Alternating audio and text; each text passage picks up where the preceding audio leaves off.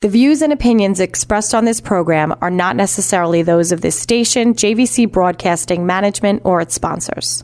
With so many people living longer, the fear of outliving your money becomes a reality for many of us. Will I be a financial burden? Will I outlive my money? How will I be remembered? My name is Neil Himmelstein, president of Main Street Planning Group. Please contact me by visiting mainstreetplanninggroup.com. That's mainstreetplanninggroup.com, or call 631-647-4694. I will introduce you to strategies that will guarantee you will not outlive your money, that can guarantee you will not be a burden on your loved ones. Through a collaborative approach, we will uncover solutions that offer tax-efficient strategies, lifetime income, and legacy planning, choice, organization, direction, and education. That is the code we stand behind. Contact mainstreetplanninggroup.com. That's mainstreetplanninggroup.com, or call 631-647-4694. And listen to me every Friday at 3 p.m. as I host the Main Street Code for Financial Success, right here on 103.9 LI News Radio. Good afternoon. Welcome to the Main Street Code for Financial Success. I'm your host, Neil Himmelstein. I'm here every Friday at 3 o'clock. And if you happen to miss an episode, you could check it out on my website, themainstreetcode.com. And or you can listen to Apple or Spotify and check out my previous episodes if you need to catch up. So when we talk about our code, we talk about choice, organization, direction, and education. And we help hundreds of advisors across the United States, including CPAs, attorneys, anybody regarding life insurance, disability, long-term care, annuities. We are experts, and that's what we do. Last week, we talked about the network I built called the LIFPN, which is a financial resource group. And I always talk about building your team. Like I have with other attorneys and everything else, it's very important to have a team of financial professionals or a team of professionals that help you. Now, for my personal business, one of my silent partners is here today. I'm so happy to meet with Adam. Hello. It's great to be here. Thanks for having me on. Thank you. Adam is an award-winning digital marketer, lead generation. Is that what you do? Yes, that is what I do. Okay. And Adam, I got to tell you, through COVID, although he doesn't do exactly everything that he does for me, but we've had such a great partnership, he's really become my marketing arm. You know, when COVID hit, I had to reinvent my business somewhat because I started coming on the radio, and a lot of the agents and attorneys and stuff, they weren't used to working from home. They were used to meeting people face to face, and there was a kind of a drop off there for a couple months. And I said, well, I really have to re-engage and reinvent myself. And Adam and his team reinvented me and regenerated my business. I call him the other part of my brain. I think it, they do it. And I have to say this is very important, and we had this discussion before. When you're a self-employed individual, there's so many things that go into a business. When you agree, Adam? Sure. So you got to worry about accounting. You got to worry about billing. You got to worry about staffing. You got to worry about this. And, you know, some people, I always had employees that would do stuff for me, you know, and I direct. And then I decided, when I met Adam and we had some conversations, let me see if I can't outsource some of this stuff. And it's not meaning I'm going to China or India to buy stuff. Outsourcing means you're using an outside company who's good at a certain area that you may not be, or that takes a lot of time from what you want to do. Listen, what I want to do is meet people and have radio shows. That's what I want to do, right? So Adam took me into this whole world, and, you know, we're generations apart, but that's what I needed. Yeah, we're not that far off in terms of how we think. You're a forward-thinking guy. Well, so it definitely works. We speak the same language. Well, yeah, but you get into the weeds, into the technical stuff. And I can't help it. Yeah. So Adam's the type of guy in his company, and, you know, I want to make sure that they have your contact when you leave, that, you know, you want to do lead generation or something, and he has, or you want to do, you know, he does social media for me as well, but I'm just saying, in the lead generation world, and in this new world of meeting people and connecting with people, You can't do it the old-fashioned way. You can't pick up a phone and call somebody. They don't answer, and half of the people don't even have phones anymore. Everything's on their cell phone. So, and you're not connecting with people by the cell phone. You can go to meetings or networking events and build relationships, and that's a great way. But somehow you want to reach people maybe outside your area. For sure. Or people that really need your services that don't know about you. There's no yellow, well, there is, I guess, but there's no big yellow book like I used to have when I was a kid. You don't even remember those things. We had some of that stuff, for sure. There was a yellow book, and you look up, I need somebody to repair my car. Who do I call? Like the yellow pages? Yeah, the yellow pages. I remember the yellow pages. I'm 30 years old. There was, that was for part of my life. Okay, so the yellow, people aren't looking in the yellow pages anymore, nor do they have phones in their house, nor are they answering the phones, and with good reason not to. So you need to get engaged in this social media world and lead generation. And tell me what is lead generation? What is lead generation? So what we do now specifically, when we started working together, we were doing more of general marketing consulting work. And because you're the best client ever, we decided to keep you on when we started specifically doing lead generation, obviously. So yeah. I have to say before I get into it, my team loves you. You know this already, but they absolutely love you. That's why we were like, it doesn't matter. We like Neil. We're gonna keep him on for sure. I don't know why. I give him a lot of work. No. So while we do the social media stuff for Neil, the avenue that we're specifically going down. Could I redo that or no? Yeah, it's all good. Okay. So lead generation.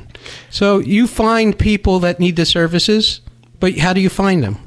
Yeah. So what we do specifically is we advertise for professional service and software businesses, and we bring them new users and clients. In terms of bringing them new users and clients, we advertise on Google. So if you do financial planning or anything like that, we'll be advertising for, keywords like financial planning consultant. And then the people that click through our ad that shows when people search that keyword, those people go to a page and fill out a form or a calculator, anything like that. And once they fill out the form or the calculator, they get to a booking page where they book time with one of our clients, the people that are paying us to advertise for them, obviously. And if they don't take those actions, they're retargeted on Facebook, Instagram, LinkedIn, YouTube, wherever. Right. Yeah, until they take that action. Now, I don't use those services myself so much, which it's all good, but I know, a realtor that you work with and you do some real estate work. Yeah, we do real estate, we do mortgage, we do all type of financial services, a lot of software as well. I know that's not applicable to a lot of people listening right now, but a lot of service businesses and professional service businesses. Auto dealer or something like that? Everything. Yeah. The system I created works for any service business. And how many employees do you have? Or yeah, so when we started talking, I had over 50-ish contractors working for us, different marketing services. Now we have 11 full-time employees doing this stuff, lead generation. Yeah. Wow. Yeah. Wow. Happy, very happy. No, you're very focused and you're very structured, and and if you have a business and it's hard to do everything. Take the things that you're good at, continue to do them, but the things that you can have somebody else that's proficient at, you don't have to hire them. You can hire Adam and his firm to do that aspect of your work. And that was my mindset when we first started working together, and it's helped me out tremendously. I mean, you really have taken me to the next level, next generation, the next grouping of people. Well, it's about the content. You put out good content, so it works, Well, it's important, but even the radio show, I said, Adam, what do I do? The guys asked me to do a radio show. What do you think? Yeah, 100%. Right? And then we started doing a radio show, and, it works. It's great. And, we do a lot of different things. And last week I talked about the financial organization I put together, and Adam has helped me evolve with that and get the word out. And It's allowed me to meet more people that I want to meet. Very targeted. I think that's important. For sure. In target marketing. For sure. Now, you do some other stuff, too. You're a musician? Yeah. Tell me about that.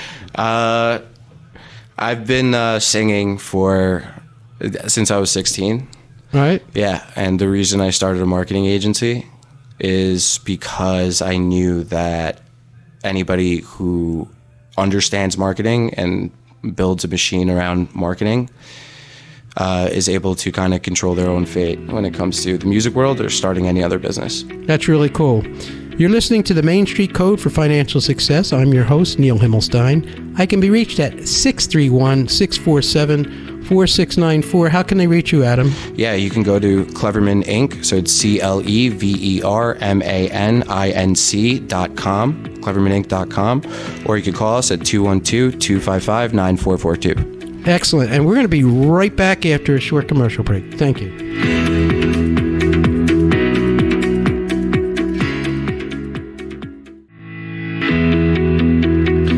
Welcome back to the Main Street Code for Financial Success. I'm your host, Neil Himmelstein. I can be reached at 631-647-4694 for any of your financial questions.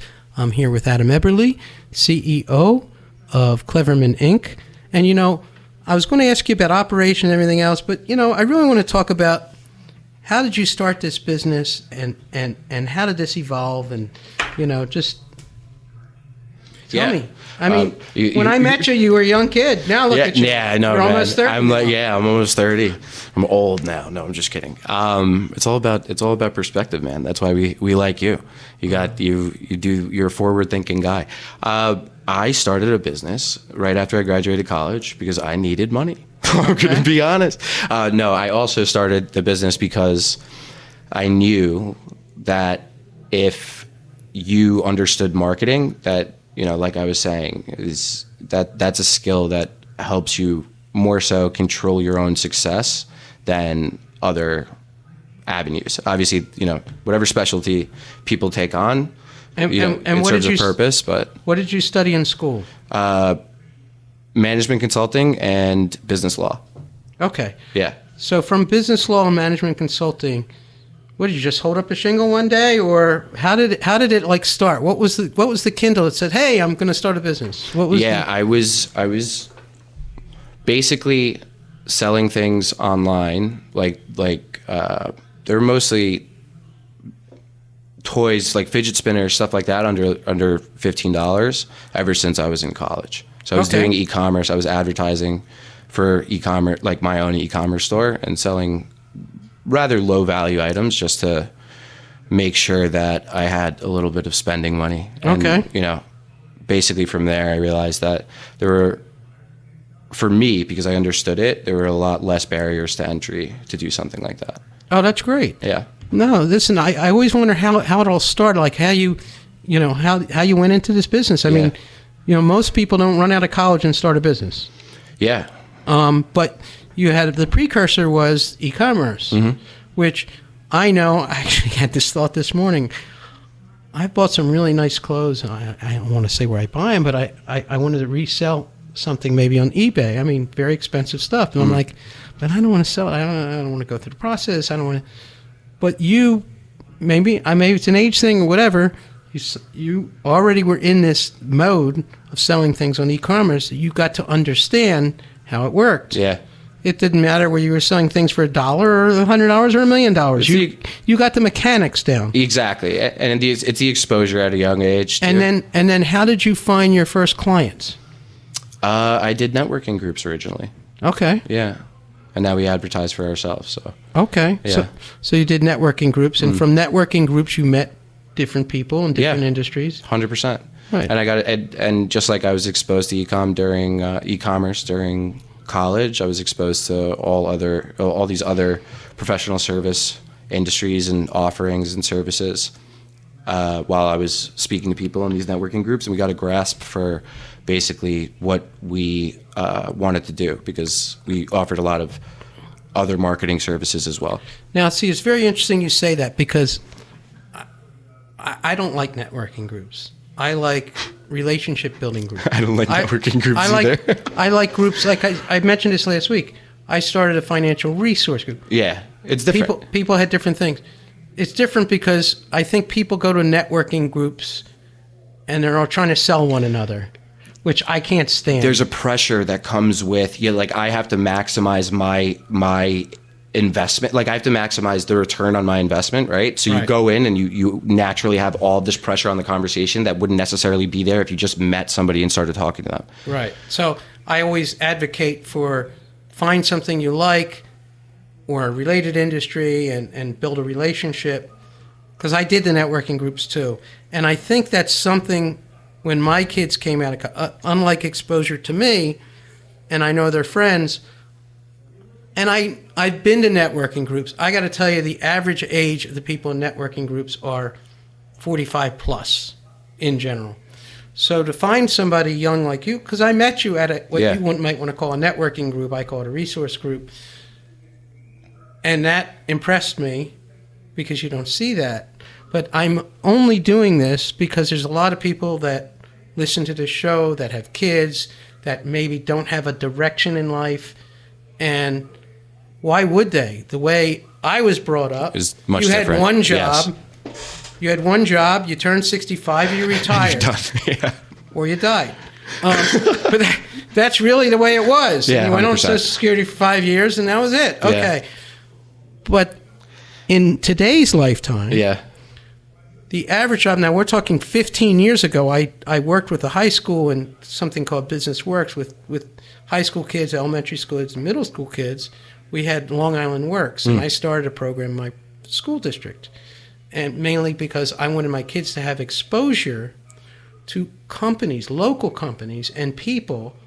And I don't know if you want to call it networking or whatever, but it was a great thing for the local businesses. Yeah.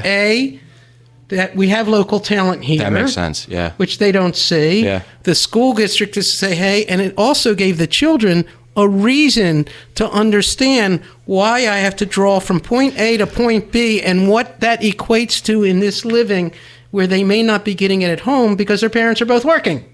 That's awesome. I would say that's really cool. I wish I had something like that when I was younger, because you go from what do you want to be when you're older, right? The adults all ask you that when you're young, and then it's like, I want to be an astronaut or a firefighter, because that's just those are like the typical answers, right? Right. You don't have exposure to all of these different things that you could possibly be doing. And just like I was saying, the reason why I'm good at marketing now is because I had exposure at a young age.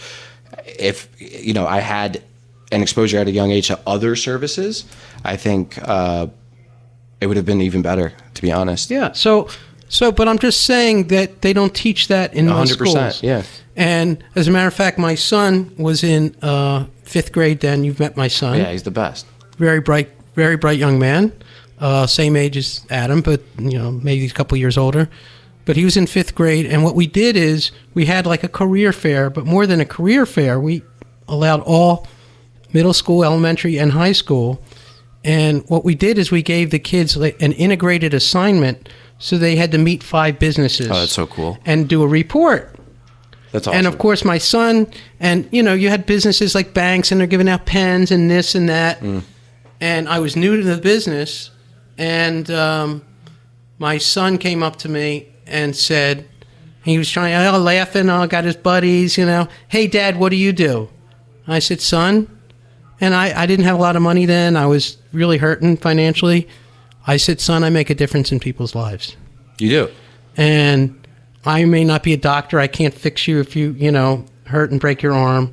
But financially, I'm going to make sure, and these were my very words, that you and your sister, no matter what happens to me in life or whatever, you're going to go to college. You're going to be okay. You're going to be okay, Yeah. And the family's okay. And he went home to Mom that night, who I was not on good terms with because of all the strife I had caused financially prior to me getting in this business, and said, I've never been so proud of Dad. Aw. That makes sense, though. But you naturally like to take care of people, which makes sense. It makes sense that you're in the line of work that you're in right now. Right, but sure. when I went into this line of work, it was like insurance salesman, like car salesman, like it had such a negative connotation. Yeah. I didn't realize how intricate it was and how detailed the planning would be. Of course. Because that's what attracted me. Like you, Yeah. I need an intellectual challenge on a daily basis. Otherwise, I couldn't do it. I couldn't. A lot of people can. Yeah. I can't do the same thing every day. I can't look at. I can't. You're much more process oriented, but I need to have that. You still need nuance, like you. Yeah, 100%. Yeah. But you know what? That was the goal of that whole thing. I didn't start the program. It was a statewide program. Colin Powell actually started this program called Long Island Works. And every big business and small business was engaged with this whole thing. I don't know what happened to it since, but it evolved. I know at my local high school, they were doing interviews for seniors and juniors. It wasn't something I did. It was something and I know it was great. But the whole thing is, that's what I'm asking you, because you need to be engaged. You need to meet people. For sure. And you need to learn to find other resources that can help your business grow. Mm-hmm. And it doesn't mean you have to hire those people directly. Hire them for a purpose of what you need done. You're listening to the Main Street Code for Financial Success. I'm your host, Neil Himmelstein, here every Friday at 3, 631-647-4694, or themainstreetcode.com. And Adam, how can they reach you? Yeah, you could reach us at clevermaninc.com, so CLEVERMANINC.com, or call us at 212-255-9442. Great. Adam, thank you for doing my show. Thanks for having me, man. Thank you. Anytime. Yeah, of course. The views and opinions expressed on this program are not necessarily those of this station, JVC Broadcasting Management, or